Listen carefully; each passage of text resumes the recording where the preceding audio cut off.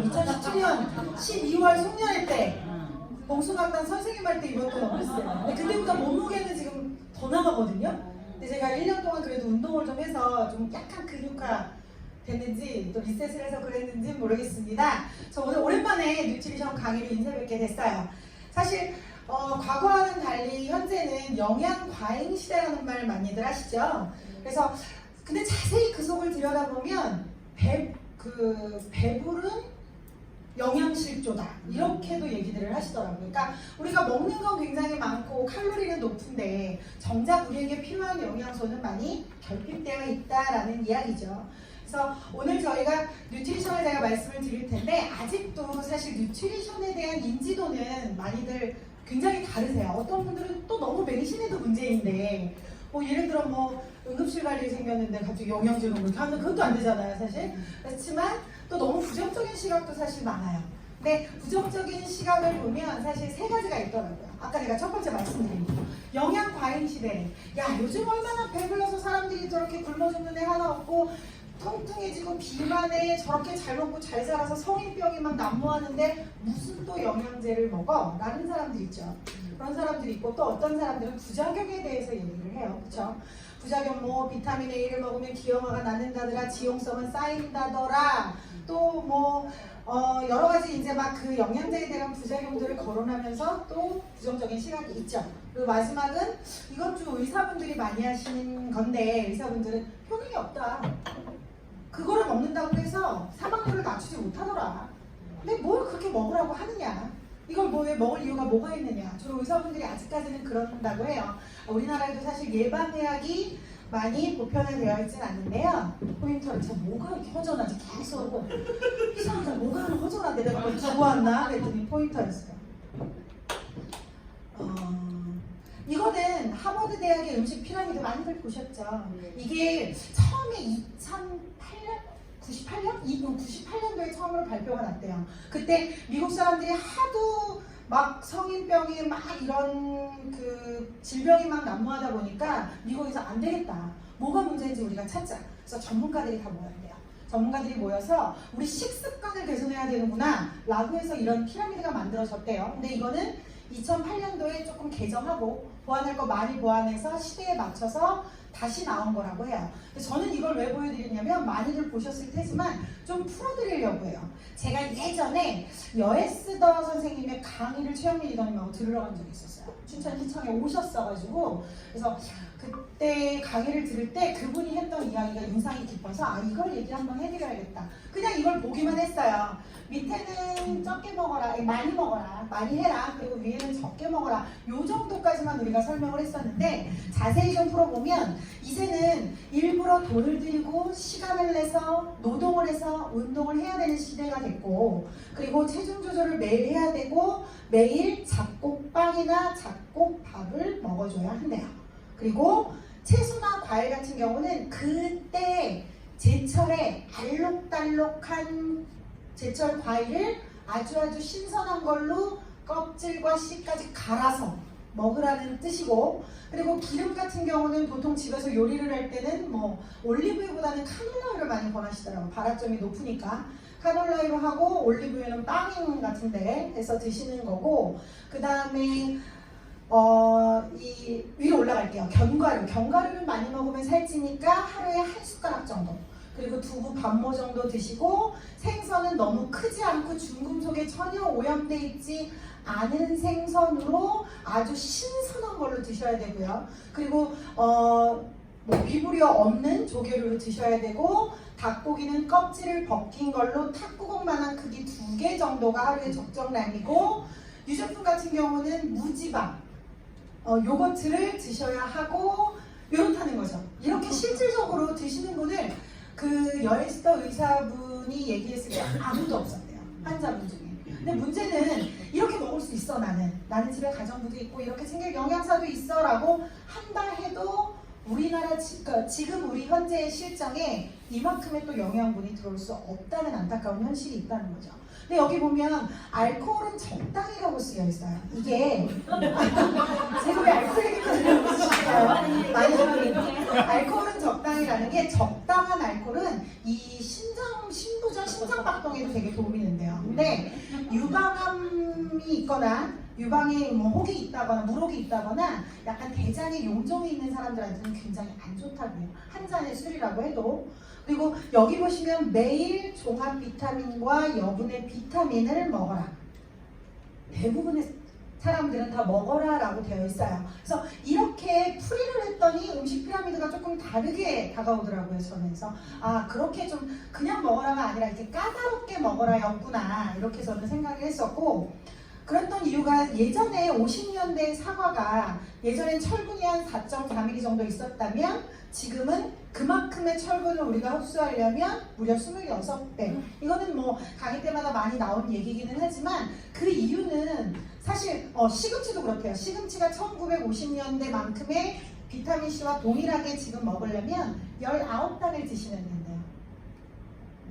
제가 마트에서 아는 언니가 시금치를 얼마 전에 이제 저로 인해 브랜드 체인지를 하신 분인데 시금치를 이렇게 사려고 이렇게 보고 있길래 언니 19단 사신대요. 이씨 안 사시더라고요. 뭐 그렇게 드시면 똑같이 섭취가 된다는데 비용도 많이 들고 요리하기도 힘들고 사실 돈도 많이 들죠.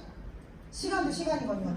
요거는 뭐냐면요, 50년 동안 43가지의 과일을 13개의 비타민을 한번 이렇게 비교해봤대요. 그랬더니 칼슘, 인, 철분, 비타민C, 주로 비타민과 미네랄이 저렇게 감소가 되었다고 하네요. 그러니까 왜 그러냐면 결론은 결론은 땅이 예전 같으면 사실 우리가 한가위 때만 제철의 과일을 신선하게 먹을 수 있었는데 지금은 땅의 미네랄과 영양분이 부족하고 또 산성비가 내리면서 그 화학 비료가 스며들고 사실 봄에만 볼 수 있었던 딸기를 사계절 다 볼 수 있잖아요.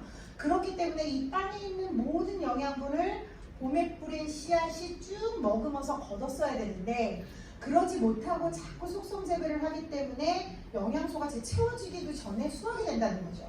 그러니 50년 전과 똑같을 리가 없죠.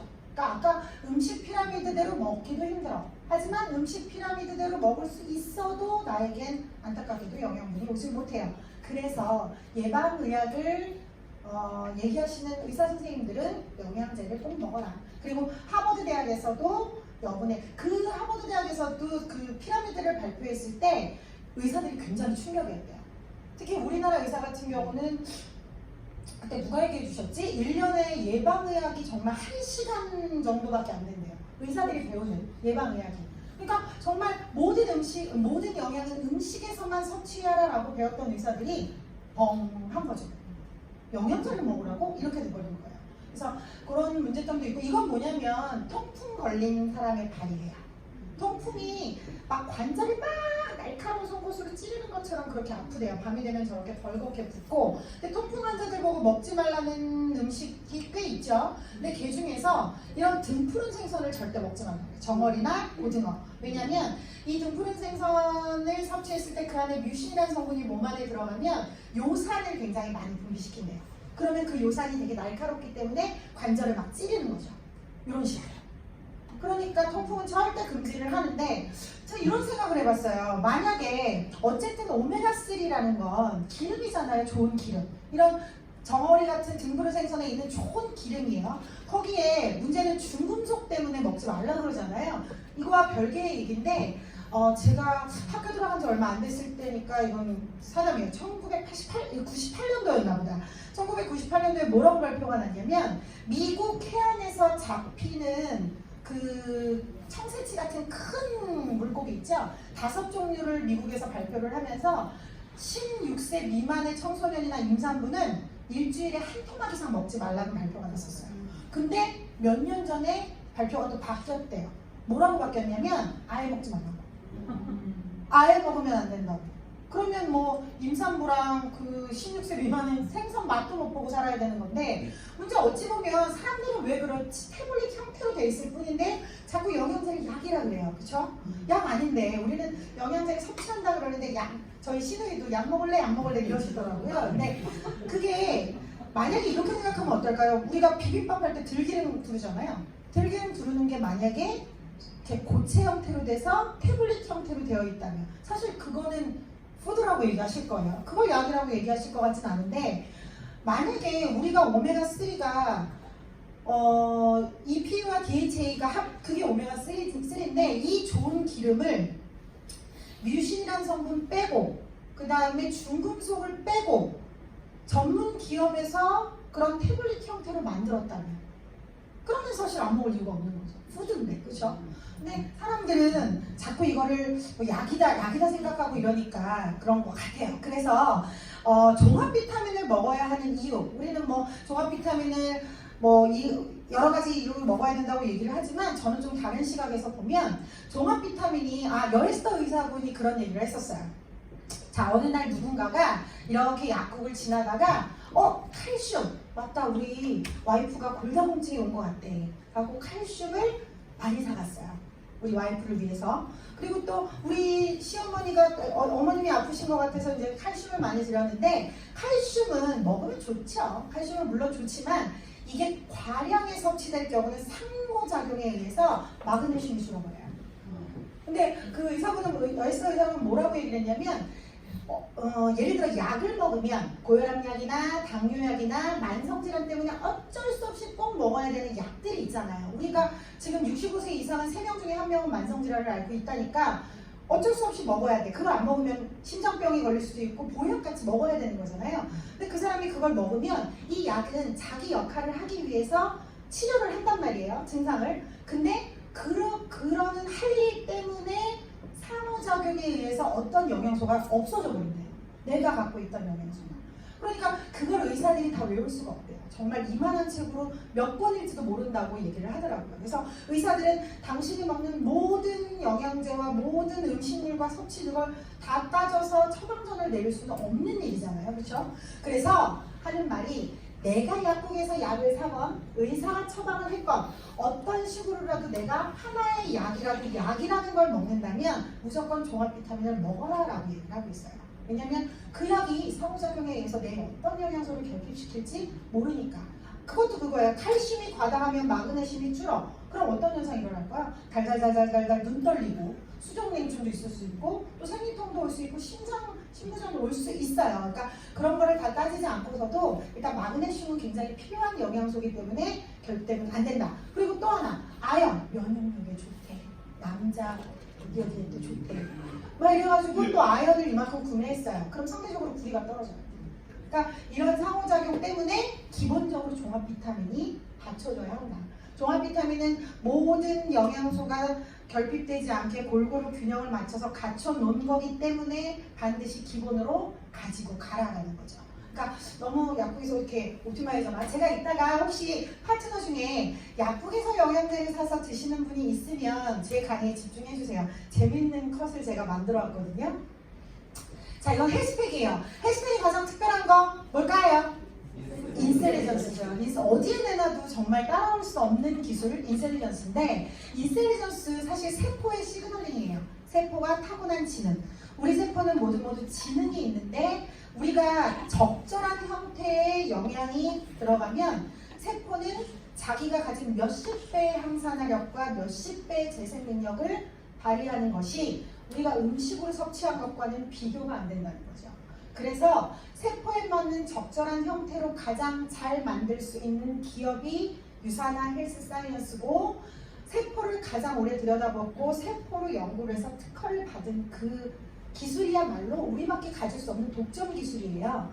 그래서 23가지 비타민, 미네랄, 골격계, 항산화, 에너지, 면역, 세포와 혈액 그리고 또 구성분으로 7가지 식물 성분을 아주 간편하게 섭취할 수 있는 헬스팩 무조건 기본으로 가지고 가셔야 합니다. 그래서 비타민, 미네랄, 마그네칼리, 인셀리전스 플러스. 이 인셀리전스 플러스가 바로 어떤 사람은 그래요. 나 허리가 아파서 먹었는데 발목이 아파. 이런 얘기 많이 들어보시죠. 저도 파트너들한테 그런 얘기를 들어요. 그리고 과거에 수술했던 데가 다 아파와. 한 번씩 아파와. 그런 게 사실 세포와의 시그널링을 하기 때문에 적절한 영양이 들어왔을 때 세포는 가장 응급한 곳부터 치료하려고 해요. 그러니까 이 영양분으로 가장 빨리 치료해야 될 곳. 예전에 제가 뉴트리션 강의였나 셀럽 강의였나 할 때 트리아제 구분법을 예를 들어 드렸던 적도 있어요. 제 소방서에서 응급구조를 가면 가장 응급한 환자한테 빨간 라벨인가를 붙여서 빨리 그 사람 먼저 구조를 하게 하는 약간 그것과 비슷한 개념이라고 보실 수 있을 것 같아요. 자, 이만큼 여러분들이 음식으로 도저히 섭취할 수 없는 만큼, 그러니까 결론은 영양제는 그거예요. 우리가 이만큼의 하루에 아까 하버드 대학에서는 남자는 5접시, 여자는 4접시 반이라는 섬유소를 먹으라고 했어요. 근데 이 모든 음식에 수분 날리고 섬유소 날리고 비타민과 미네랄만 끌어서 압축시켜서 만든 게 영양제죠. 뉴트리션이에요. 그렇죠? 그래서 되게 간편하게 이 모든 거의 영양분을 내가 뽑아 먹을 수 있다고 생각하시면 한 포에, 정말 이 한 포에 이만큼의 영양분이 들어있다는 건 정말 저도 처음 봤을 때 너무 놀라운 사실이죠. 그래서 그런지 헬스팩은 건강기능식품 대상을 2년 연속 수상했고요. 그리고 대한민국 메디컬 헬스케어 대상도 역시 수상을 했습니다. 이렇게 짧게. 자, 활백시대란 말 들어보셨어요? 활백시대가 뭐냐면 활기차게 100세를 맞이한다는 거예요. 이제 100세 시대가 열렸기 때문에 건강하고 활기차게 100세를 맞이한다는 건데, 자, 만성질환, 65세 이상의 3분의 1이 만성질환을 앓고 있다면, 물론 뭐 저희 주위에 엄마, 삼촌 다 그런 것 같아요. 그런데 어떻게 활백시대를 맞이하느냐가 관건이에요. 지금 그냥 음식 조절해가며 약 계속 먹어가며 골골대가며 100세를 맞이할지, 아니면 내가 벌어놓은 돈 팍팍 쓰면서 여행 다니면서 즐기면서 100세를 맞이할지, 그거는 여러분의 선택에 달렸죠. 자, 활백시대를 가로막는 만병의 근원이 염증이래요. 요즘 굉장히 화두되고 있어요. 염증, 만성염증 보는 채널마다 많이 나오는데, 자, 만성염증 수치는 요즘 가정의학과나 내과나 이렇게 가면 혈액으로 검사해서 나올 수가 있는데 1에서 3 정도는 약간 위험한 정도고요. 그 이상의 10 정도는 좀 정말 만성염증으로 구분을 하는데, 문제는 만성염증이 갖고 있다가 그거를 병원 가서 치료를 했어요. 근데 이게 다시 돌아가려고 한대요. 그러니까 만성염증이 한 번 있으면 이게 완치라는 게 어렵대요. 그래서 만성염증은 계속 내 몸 안에 혈액을 타고 돌다가 어디 붙을지 모른다는 거죠. 그래서 만성염증이 지속되면 위에 붙은 위염, 비염, 장염, 아토피, 피부염, 그리고 류마티스 관절염 등을 유발하는데, 사실 염증이라는 게 꼭 나쁘다고만 할 수가 없어요. 우리가 상처가 났어. 그러면 우리 면역세포라는 그런 병사들이 나와서 싸우죠. 그래서 치유를 했을 때 남아있는 게 염증을 남기는데, 면역세포가 잘 갖춰져 있다면 그게 깨끗이 되겠지만, 그게 염증이 계속 반복되면 남아서 쌓여서 전체적으로 온몸을 타고 다니면서 문제를 일으킨다는 거죠. 그래서 자, 이게 만성염증이 그 친척이라고 하는 암으로 전환될 확률이래요. 그게 남자는 38%고 여자는 29%가 더 많대요. 그러니까 만성염증이 있는 사람이 기관지염이 폐암으로 될 게 24%나 되고요. 그리고 췌장암이 췌장암이 될 확률도 남들보다는 염증이 있는 사람이 훨씬 더 높다는 겁니다. 자, 그렇게 해서 우리는 항산화를 신경 써야 돼요. 근데 저는 이걸 또 하나 얘기 드리고 싶어요. 물론 유산화에서 인슐린연수를 특허받은 기술이 또 있기도 하지만, 이 NHT, 뉴트리션 하이브리드 테크놀로지 기술인데, 이것도 역시 유산화의 특허인데요. 제가 서플리먼트인지 어느 자료에서 이런 자료를 본 적이 있어요. 예전에는 몰랐던 사실인데, 항산화제가 너무 많이 섭취를 하면, 음식으로 섭취를 했을 때, 이런 영양제 형태가 아니고요, 너무 많이 섭취를 하면 이제 내 몸 안에 들어가서 이제 나쁜 세포들을 제거한 다음에 본인이 독이 된대요. 들어보신 적 있으세요 혹시?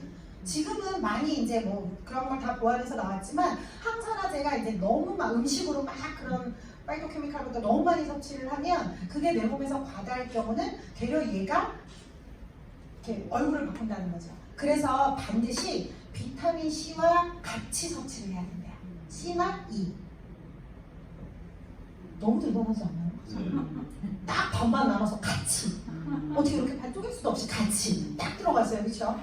그리고 제가 이런 항산화 뭐 C300이야 헬스팩 다음으로 우리 베스트 2죠. 워낙 인기 있는 상품이고, 자, 이제 코키논 30, 코엔자임 Q10에 대해서 말씀을 드릴게요.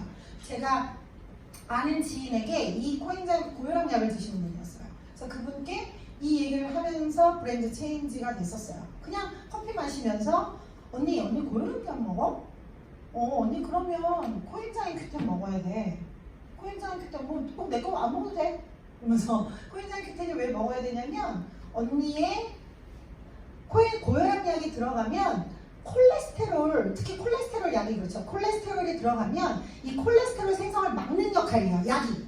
근데 문제는 그것만 막는 게 아니라 코엔자임 Q10의 생성도 막아요. 코엔자임 Q10이 내 몸에 자체적으로 생산이 돼야 되는데 그것도 나이 들면서 점점 생산이 안 되거든요.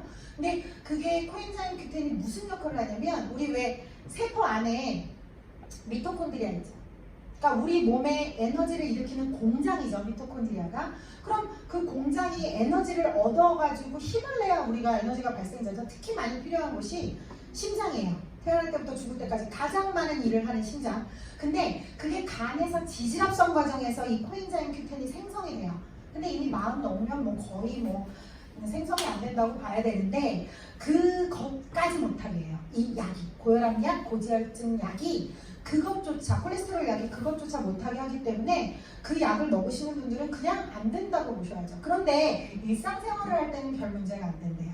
근데 스트레스를 받거나 과로를 했거나 운동을 하거나 이렇게 급격히 에너지를 써야 될 때는 이게 문제가 된대요.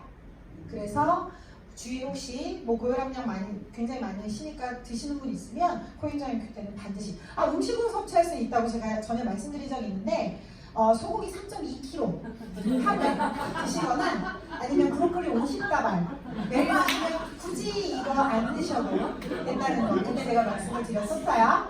자, 그래서 정말로 이거는 뭐 실험에서 나온 결과이긴 한데 이뇨제 계통의 고혈압약을 드시는 분들이 98%가 비타민 1이 부족했대요. 비타민 1이 사실 우리에게 가장 많은 에너지를 넣어주는 비타민이기 때문에 그래서 이런 약으로 인한 영양소의 결핍 뗄래야 뗄 수 없는 거고요. 그래서 이번에는 혈액 및 면역 볼게요. 맨 끝에부터 2'. 제가 2'을 이제부터 비교 컷이 나올 거예요. 2'. 자궁 건강에 좋고 세포 내막을 보호하고 뭐 여러 가지 그 2'에 대한 좋은 성분을 많이들 얘기했는데 전립선에도 좋고요.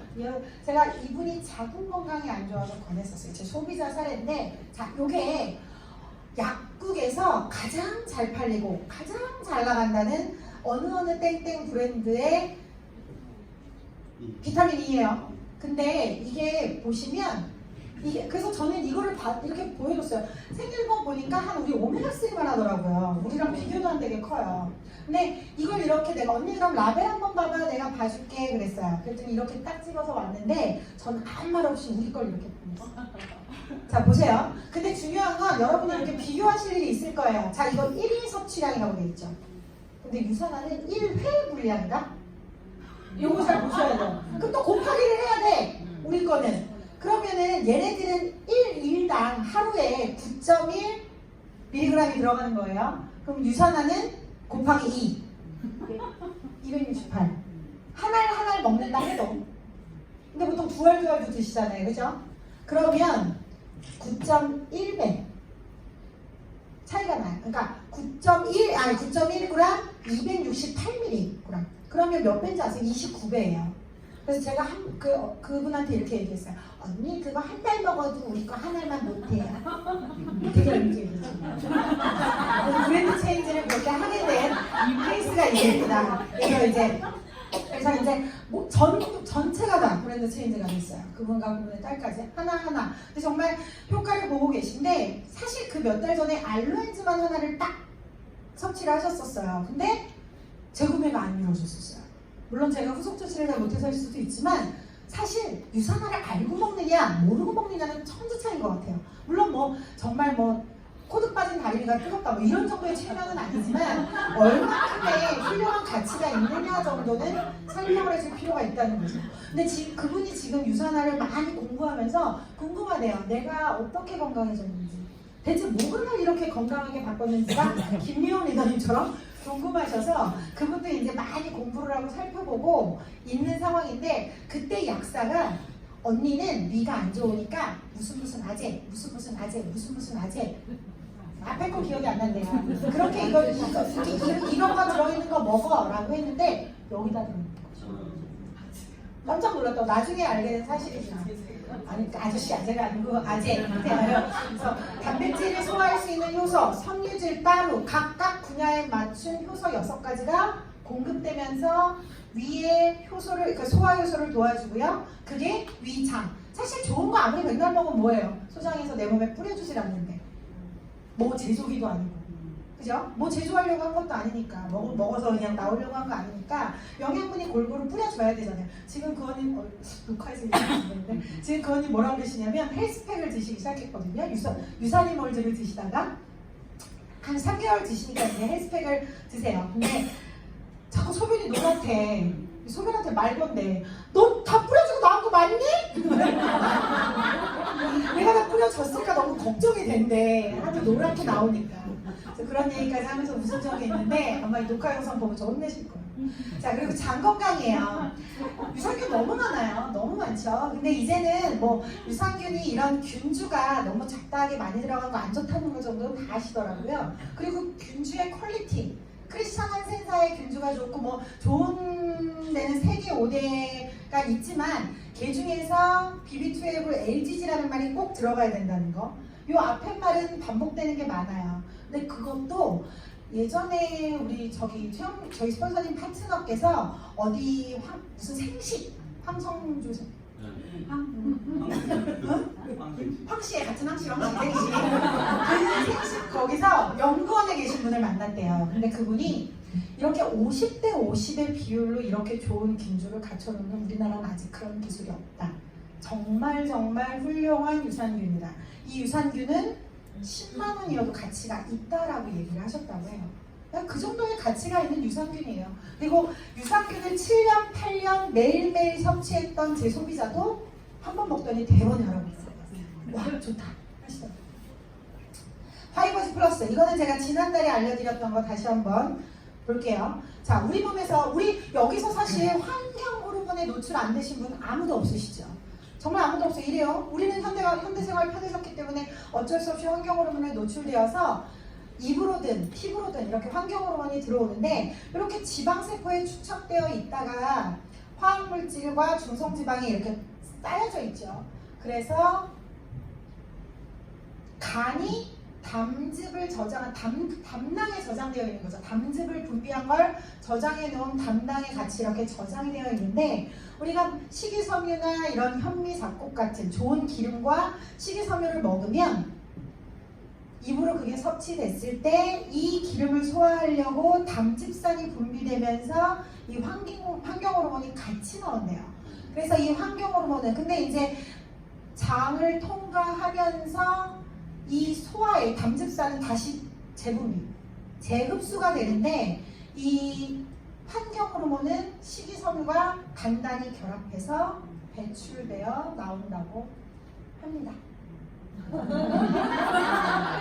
맞아요. 그러니 파이버즈와 오메가3를 안 먹을 수가 없죠. 무조건. 식이섬유도 많이 함유되어 있지만 이게 항암 효과까지 있다고 미국에는 표기가 되어 있지만 우리나라는 아쉽게도 아직 식약처의 승인으로 때문에 저희는 표기를 못하고 있죠. 자, 헤파실이에요. 간 건강. 간 너무 하는 역할 많잖아요. 그죠? 저장도 하고 가공도 해야 되고 독소도 배출해야 되고 정말 많은 여러 가지 간이 하는데 이 헤파실이 이게 뭐 약처럼 들어가서 증상을 치유하는 게 아니잖아요. 우리 누구나 정말 상처가 나면 아물듯이 아기들 상처 나면 정말 빨리 아물잖아요. 살성 좋다 그러잖아요. 근데 사실 어른들은 점점 그게 안 되잖아요. 저는 머리띠 자국도 한 이틀 가더라고요. 느끼게 했잖아요. 그런데 이런 모든 내 자체가 갖고 있는 자생 치유 능력이 있어요. 우리는 특히 간은 재생할 수 있는 능력이 있고 이 헤파실에 들어가서 당신이 가지고 있는 능력을 향상시켜서 재생을 하는 것이요. 뼈, 관절 건강이에요. 자, 마그네칼리, 빨리빨리 넘어가야겠다. 이제 마그네칼리 뼈 건강인데요. 이것도 아까 비교해봐 드릴게요. 자, 칼슘 357, 마그네슘 61. 근데 뭔지 아시죠? 따로 먹어야 돼요. 따로 먹어야 돼요. 근데 칼슘과 마그네슘은 동전의 양면과 같아서 항상 같이 섭취해야 되고 그 비율도 저희도 예전에 2대1이었다가 1대1이 가장 적당하다고 알려져 있어요. 근데 섭취하는 양이 굉장히 많이 다르고 또 하나는 비타민 D가 얘네들의 흡수를 도와주는 열쇠 같은 거거든요. 그래서 우리는 아까 잠깐 보셨는지 모르겠지만 마그네칼디, 마그네슘, 칼슘, 거기다가 비타민 D까지 그러니까 데리고 가는 역할까지 흡수하는 것까지 모두 다 책임질 수 있는 거죠. 자세히 비교해 볼게요. 칼슘, 마그네슘 이렇게 되어 있고요. 자, 유산은 어때요? 1대1 정확하게 맞죠. 거기다가 비타민 D, 데리고 들어가는 열쇠 5mg 정확히 들어가 있어요. 그래서 이런 거가 굉장히 과학적인 거예요. 근데 두 달 사용할 분량인데 금액도 너무너무 저렴하죠.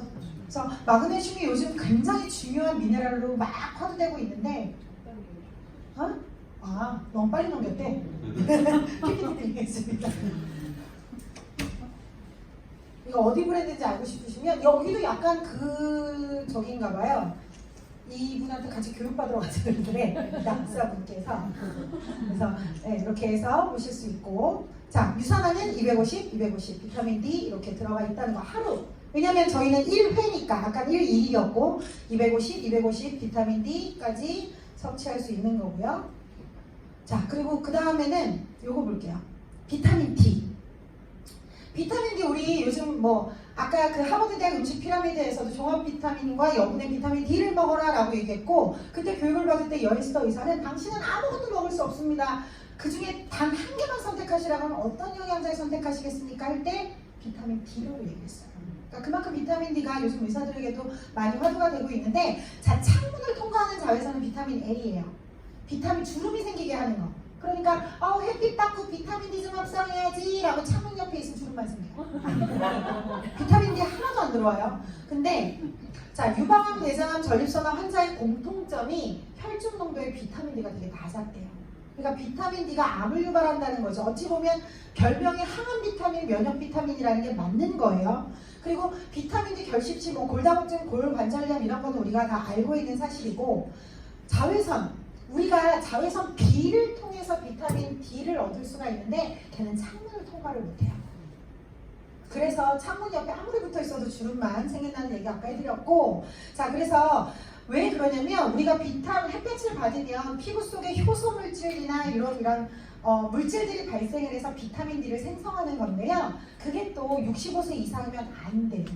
저 탑리더 분들은 돈이 많으시니까 사서 드셔야 돼. 생성 안 돼서. 아무리 햇빛 봐도 생성 안 되시는, 저희는 생성되지만 그래도 비타민을 자, 혈중 비타민 D 적정 수준이 보통 의사들마다 다르대요. 이것도 내과나 가정의학과 가면 검사하는데 20에서 30. 근데 골다공증 예방이 목적이라면 30까지 가야 되는데요. 자, 비타민 D 이외 권장량, 신생아부터 보면 최소가 400에서 이제 800인데요. 만약에 30까지 유지를 하려면 1000IU. 유산화의 비타민 D 한 알이 얼마인지 아세요? 한 알. 1200. 예. 한 알. 그러니까 18세 미만은 하루에 한 개만 먹어도 되는 거예요. 그죠? 그리고 70세 이상은 좀 더 많이 먹어야 되는데, 자, 의사의 처방 없이 먹을 수 있는 상한선. 내 비타민 D 혈중이 바닥이라면 그거를 올릴 수 있게 먹을 수 있는 상한선이 3,000, 4,000이라고 합니다. 이거 참고하시면 좋으실 것 같고요. 자, 유산인월제, 어린이 종합 비타민 조금 빨리 넘어갈게요. 비교권, 이거 좀 여러 개 있어서, 자, 요거는 내가 이거 계산 나가고 너무 힘들었는데 너무 빨리 넘어가기 아깝다. 자, 옆에가 유산인월제예요. 그리고 요거예요. 종류 몇 개인지 보이세요? 그죠? 요 들어있는 것만 비교했을 때 유산인월제가 6.3배, 4.6배, 비타민 B가 유산인월제가 그렇게나 많은 거예요. 하루에 섭취량이. 그리고 비타민 D는 무려 10배가 더 많이 들어있어요. 그리고 추가로 17가지 비타민과 미네랄. 요거 하나 더 하고 넘어갈게요. 이거 어디냐면 이름 이렇게 얘기하면 모르실 거예요. 땡쿠. 모르시겠죠? 네, 전혀 모르겠죠? 네, 거기서 나오는 어린이 영양제인데 가격 25,000원이에요. 근데 1일 섭취량이라고 우리랑 똑같아요. 1일 섭취량 비교를 쭉 해봤더니 저는 열량이 왜 15칼로리에 나오는지 저도 잘 모르겠는데, 어쨌든 지금 비타민을 비교를 했을 때 맨 끝에 있는 게 저희보다 많은 거 딱 하나, 망간. 이게 저희보다 0.1가 많더라고요. 그거 하나 딱 있었고, 그 다음에 비교를 할 수가 없었어요. 옆에 있는 건 얘네들은 없고 우리만 있는 거. 이만큼이. 저 비싸다는 셀레늄, 크롬, 이 많은 것들이 우리만 들어있어요. 이렇게 해서 요거는 이제 PPT 원하시면 비교해 주시면 좋을 것 같고요. 금액들 비슷하더라고요. 자, 그리고 눈 건강. 자, 현대인들 우리 태어나면서부터 거의 이제 죽을 때까지 스마트폰을 뗄 수 없어서 젬마인가요? 왜 미래에 우리 현대인들의 체형을 상상해서 나왔는데 얼굴이 이만하고 목이 이렇게 굽어있고 어깨 굽어있고 굉장히 끔찍하더라고요. 그래서 우리가 그거는 나중 얘기고, 사실 어쩔 수 없이 시력이 많이 손상되고 저희 짝눈도 굉장히 많고 원시글씨, 그래서 비전엑스 시장의 몇 조라고 하는 김성현 비서님 말이 굉장히 마음에 와닿는데, 그래서 뗄래야 뗄 수 없는 눈 건강이죠. 자, 이렇게 많은 걸 다 먹으라는 건 아니죠. 그냥 다 건강하다면 헬스팩, 바이오메가, 화이버즈, 비타민 D 정도면 충분하겠지만 어떤 사고로 인해서 또는 유전적인 질환으로 인해서 내가 안 좋은 부분은 옵티마이저를 추가해서 좀 더 섭취하면 좋을 거라는 얘기였어요. 그래서 이렇게 뉴트리션을 비교한 가이드에서도 20년 연속 유산화 헬스 사이언스가 좋은 성적을 거두고 있는 것 같습니다. 그리고 안전한 그렇게 GMP 품질 시스템 감사에서도 인증을 획득했고요. 자, 최상의 품질 과학을 기반으로 했기 때문에 이게 과학이잖아요. 아까 정말 뮤신을 제거하고 중금속을 제거해서 타블렛 형태로 만든 게 바로 사이언스고 정말 미래인데, 그렇게 하기 위해서 건강기능식품을 개발하고 끊임없이 좋은 제품을 제공하고자 노력한 것 같습니다. 모든 세포와, 그러니까 진정한 건강은 증상만 치유하는 게 아니죠. 정말 모든 세포와 에너지가 충분한 영양을 머금고 강인한 에너지와 힘을 내게 할 수 있다는 게 진정한 건강인 것 같습니다. 자, 시간이 다 돼서 마무리로 요거 하나 질게요. 요리를 태워보신 적 있겠지만 이렇게 요리를 태웠는데 내가 여태껏 모은 돈을 다 통틀어서 이게 암덩어리라고 친다면요. 그거를 유능한 의사가 잘 골고루 떼어냈다 한들 과연 이 요리가 냄새도 없는 명품 요리가 될 수는 없을 것 같아요. 그래서 건강은 예방이라는 거 알려드리면서 유산화의 뉴트리션으로 건강한 가족 되시길 바랍니다. 고맙습니다.